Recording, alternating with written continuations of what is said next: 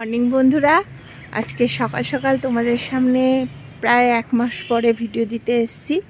কেননা লং ভিডিওটা দেওয়া এখন একটু বন্ধ আছে আমার, কেননা শর্টস নিয়ে ব্যস্ত আছি বলে তোমাদেরকে লং ভিডিও একটু কম দিচ্ছি। আর আমি সকাল সকাল ছাদে চলে এসেছি। দেখো ওয়েদারের অবস্থা প্রচণ্ড পরিমাণে, মানে ওয়েদারটা খারাপ। রোদ উঠিনি, 7টা বাজতে যায় কিন্তু রোদ উঠেনি। আজকে তোমাদের এরকম ঠান্ডা ঠান্ডা ওয়েদারে আমি দারুণ দুটো রান্নার রেসিপি নিয়ে চলে এসেছি। রান্নার রেসিপি বলতে এই শীতের আমেজে দুটো পিঠের রেসিপি, দারুণ দারুণ দুটো পিঠের রেসিপি নিয়ে চলে এসেছি। দুটো পিঠের রেসিপি, একটা হচ্ছে হাঁড়ি মোয়া পিঠা, আরেকটা হচ্ছে অ্যালুমিনিয়ামের কড়াইতে চিতই পিঠা। কি করে করা যায় সেই রেসিপি দুটো তোমরা পুরোপুরি এনজয় করবে, শেষ অবধি দেখবে। দারুণ দুটো পিঠার রেসিপি। চিতই পিঠাটা তো অনেকেই করে অনেক রকমভাবে, আমি আজকে প্লেন অ্যালুমিনিয়ামের কড়াইতে চিতই পিঠা করে দেখাবো। আর আমার যে হাঁড়ি মোয়া পিঠাটা, সেটা হচ্ছে একটা দারুণ পিঠা, পুরো কেকের মতো দেখতে। কিন্তু তোমরা কেক ভেবে ভুল করবে, যে না জানবে সে তো প্রচণ্ড পরিমাণে ভুল করবেই, কেক মনে হবে, কিন্তু আদৌ না, কেক নয়, এটা হচ্ছে পিঠে। ঠিক আছে, তাহলে চলো দেখে নেওয়া যাক আজকে পিঠার রেসিপি দুটো। তোমরা শেষ অবধি কিন্তু পিঠা দুটো দেখবে, দেখলেই বুঝতে পারবে অসাধারণভাবে তৈরি হয়েছে, আর খেতেও খুব সুন্দর, দারুণ রেসিপি এই পিঠে দুটো।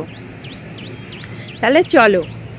আজকের এই পিঠা দুটো মধ্যে চিতই পিঠাটা খুব জালিদার হয়েছে এবং প্রচণ্ড সফট হয়েছে। আমি একদম কোনো রকম ননস্টিকের কড়াই ব্যবহার করিনি, বাইরের কোনো চালের গুঁড়ো না কোনো বেকিং পাউডার, বেকিং সোডা, না কোনো ময়দা, কিছুই আমি ব্যবহার করিনি। স্রেফ রেশনের চাল সকালবেলা ভিজিয়ে দিয়েছিলাম, সেই চালটাকে সন্ধেবেলা আমি সুন্দরভাবে ব্যাটার তৈরি করে নিয়েছি।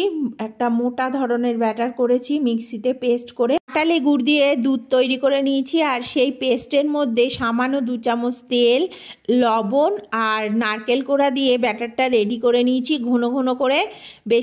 খুব বেশি পাতলাও হবে না, খুব বেশি ঘনও হবে না। এক এক করে চিতই পিঠাগুলোকে রেডি করে নিয়ে দুধের মধ্যে দিয়েছি, দুধ চিতই পিঠা রেডি করেছি।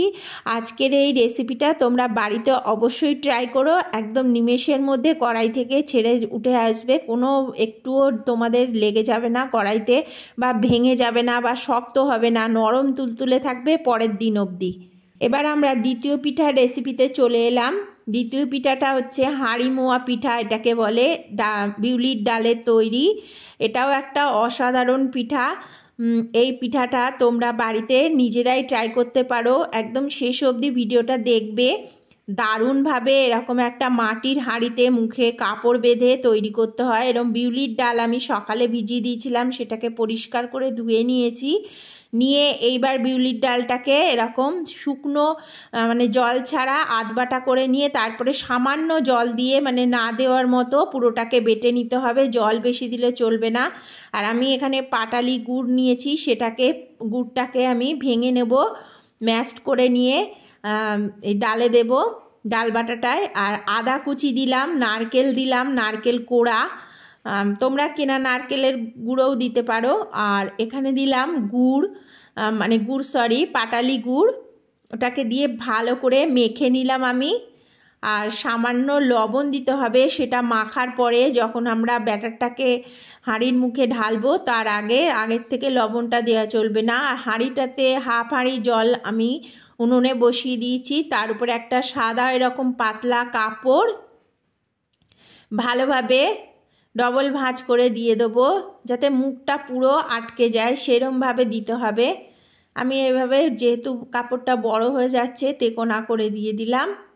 ব্যাটারটাকে অবশ্যই কিন্তু, যেহেতু বিউলির ডাল, একটু ভালো করে ফাটিয়ে নেবে, ডালটাকে ফাটিয়ে নিয়ে তারপরে লবণ দিয়ে সেটাকে হাঁড়ির মুখে ঢালবে। তার আগে থেকে ঢাললে ফাটানোটা ভালো না হলে কিন্তু বিউলির ডালটা কাঁচা থেকে যাবে, তখন পিঠেটা রেডি হবে না। তাহলে বিউলির ডালটাকে অবশ্যই ভালো করে ফাটাতে হবে। তোমরা নারকেল কোড়াটোড়াগুলো দেওয়ার আগেও ফাটিয়ে নিতে পারো বা দেওয়ার পরেও ফাটাতে পারো, কোনো অসুবিধে নেই। আমি দেওয়ার পরে ফাটিয়েছি, ভালো করে ফাটিয়ে নিয়ে সেটাকে তারপরে আমি হাঁড়ির মুখে দেব। না ফাটালে, ফাটানো কম হলে কিন্তু পিঠেটা রেডি হবে না, কাঁচা থেকে যাবে ভেতরে। তাহলে পুরো রেসিপিটা দেখতে থাকো তোমরা শেষ পর্যন্ত। আর আজকের এই রেসিপি দুটো তোমাদের কেমন লাগলো অতি অবশ্যই আমাকে কমেন্টস করে জানিও। আর নিজেরাও বাড়িতে একবার না একবার ট্রাই করো শীত থাকতে থাকতে। এই হাঁড়ি মোয়া পিঠাটা তো অসাধারণ খেতেও লাগে। যারা ডালের পিঠা পছন্দ করো, বিউলির ডালের পিঠা, তাদের তো খুবই ভালো লাগবে। আর এর উপরে আমি চেরি আর কিশমিশ দিয়ে দেবো। কিশমিশটা ভিজিয়ে রেখেছিলাম, সেটাকে দিয়ে দেবো। তোমরা কাজু বাদামও দিতে পারো, এমনি যে কোনো নাটস দিয়ে এই পিঠাটা করতে পারো। আমি কিশমিশ আর চেরি দিয়ে রেডি করেছি। খুব জোরে কিন্তু জাল দেবে না। আর ওই হাঁড়ির মুখটাতে একটা এয়ারটাইট করে কোনো কিছু চাপা দিয়ে দিতে হবে, যাতে ভেতরে বাতাসটা বেশি ঢুকতে পারে। তাহলে পিঠাটা ভালো হবে, খুব ভালোভাবে হবে। আর হাঁড়ির মুখে বাঁধনটা খুব ভালো করে একটা দড়ি দিয়ে বাঁধতে হবে। দেখো বেশ ঘন্টাখানেক লাগবে, জালটা ঘন্টাখানেক দিতে হবে, মিডিয়াম জাল।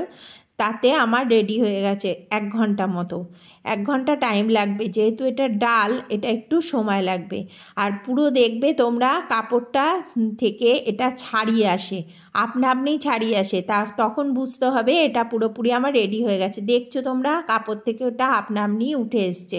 দড়িটা যেই খুলেছি আমি, ওটা আপনা আপনি কাপড়ের থেকে ছাড়িয়ে এসেছে।